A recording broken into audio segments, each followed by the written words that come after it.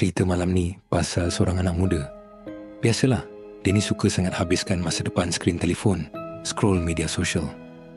Tapi satu malam, ada satu video tu buat bulu roma dia meremang. Bukan sebab seram, tapi sebab dia tak sangka apa yang jadi lepas tu. Inilah cerita seram malam ni. Malam tu, udara berat semacam.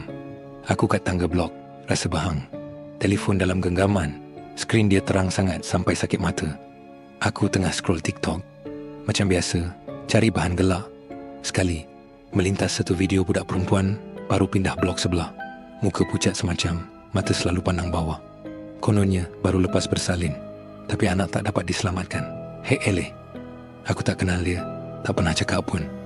Tapi kawan-kawan aku kat grup WhatsApp dah start lah mengata, memang makanan kita orang lah tu. Weh, tengoklah budak baru ni, Rizal bisik dalam grup. Macam hantu Kak Lima aja. Aku gelak terbahak-bahak.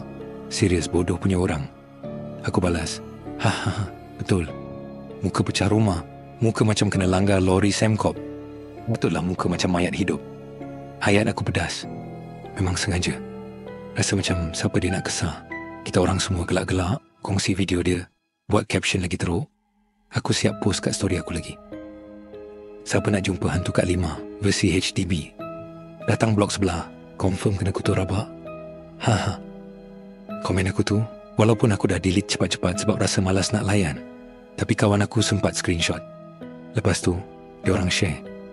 Entah macam mana, sampai ke budak perempuan tu. Aku dengar cerita, dia dapat tahu. Dia nampak. Aku tak peduli sangat pun masa tu. Biar padan muka dia. Beberapa hari lepas tu, aku dengar dia dah tak ada. Jatuh dari tingkat atas. Tak ada siapa tahu kenapa. Polis kata kemalangan. Tapi, aku tahu. Mula-mula, aku tak rasa apa sangat. Satu kurang. Dunia aman sikit. Tapi lepas tu, rasa tu datang perlahan-lahan.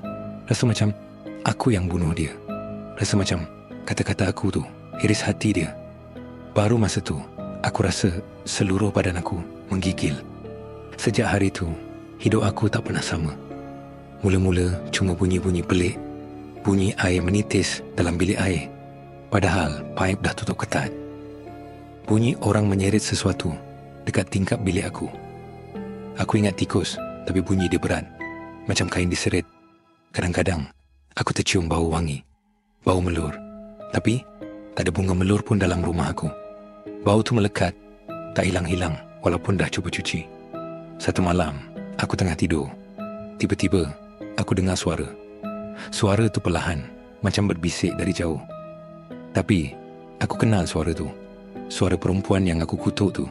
Suara dia macam mendayu-dayu. Suara tu menyusup masuk telinga aku. Dingin. Aku terus terbangun. Jantung aku dubdak-dubdak laju gila. Aku pandang sekeliling bilik. Gelap pekat. Aku tutup mata, cuba nak tidur balik. Tapi, suara tu datang lagi. Kali ni, lagi jelas. Macam dia dekat sangat.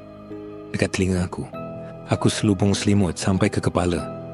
Peluh dingin mengalir macam air hujan. Aku cuba tenangkan diri. Mungkin mimpi. Ya, mesti mimpi. Tapi kepala aku pening sangat. Esoknya, aku nampak tingkap bilik aku terbuka sikit. Aku yakin aku dah tutup semalam. Kipas siling pun berpusing perlahan sangat.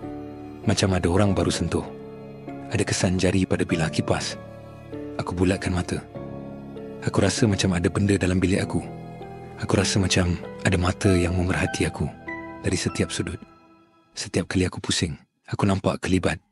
Bayang-bayang hitam di hujung mata. Hilang bila aku pandang betul-betul. Malam tu, aku tak boleh tidur. Aku pandang siling. Aku dengar bunyi ketukan. Pelan. 1, 2, 3. Macam ketuk pintu. Tapi, bunyi itu datang dari dalam almari aku. Aku gigil.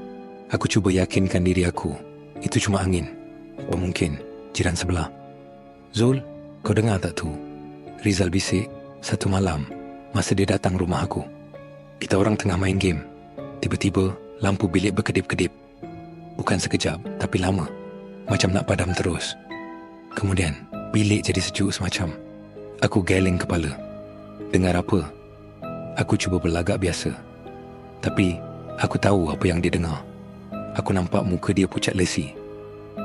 Macam ada orang menangis. Rizal cakap, suara dia bergetar. Dekat luar tingkap kau. Suara tu macam datang dari bawah blok, tapi naik ke atas. Makin dekat. Aku terus berdiri. Aku pergi dekat tingkap. Langsir bilik aku, dia bergerak sikit. Bukan sebab angin. Langsir tu melambai-lambai perlahan. Macam ada tangan memanggil. Tapi tingkap tertutup rapat. Aku tahu apa yang Rizal dengar. Aku dengar juga. Tangisan tu. Tangisan yang sama aku dengar malam-malam. Tangisan yang penuh kesedihan dan marah. Aku tak berani nak buka tingkap. Aku tak berani nak pandang luar. Aku tahu siapa yang ada kat sana. Dia takkan pergi. Dia ada di mana-mana. Setiap bayang-bayang, setiap bunyi, setiap bisikan, dia ada di sini dengan aku. Dan dia takkan pernah tinggalkan aku sendirian. Aku tak boleh tidur lena lagi. Aku selalu rasa ada sesuatu di belakang aku. Kalau aku duduk, aku rasa macam ada yang berdiri di belakang kerusi. Kalau aku tidur, aku rasa dia tunduk dekat muka aku. Aku boleh rasa nafas dingin dia. Kadang-kadang, aku nampak bayangan putih melintas di hujung mata aku. Terlalu pantas untuk aku pastikan. Aku dah tak boleh fokus kerja. Selalu rasa penat, mata lebam, macam tak tidur berhari-hari. Setiap bunyi sikit, aku terkejut melampau. Hidup aku jadi macam dalam sangkar besi. Perasaan takut ni, dia makan aku sikit demi sikit. Tiap malam, aku rasa ada kuku tajam mencakar belakang tengkuk aku. Walaupun tak ada kesan. Setiap kali aku lalu depan blok dia, aku rasa seram sejuk. Tingkap bilik dia sentiasa gelap, kosong. Tapi aku rasa dia ada di situ. Menunggu, mengintai. Dia nak aku rasa apa yang dia rasa. Dia nak aku tahu apa rasa bila hati kau dipijak. Dia nak aku merana. Macam dia merana. Aku tahu aku dah buat salah. Kesalahan yang takkan terampun. Aku tahu ini balasan untuk perbuatan aku. Dan balasan ni takkan pernah berakhir. Itulah cerita seram malam ni. Kalau korang suka cerita ni, jangan lupa share dengan kawan-kawan ke saudara mara ke pakcik-makcik ke. Jangan lupa like dan subscribe to channel ni. Ingat, dalam dunia maya ni, janganlah suka-suka hati bully orang kat social media. Silap hari bulan, tak pasal-pasal dapat kawan baru yang tak diundang. Untuk lebih banyak cerita seram, jangan lupa subscribe ya. Kita jumpa lagi dalam cerita yang lain.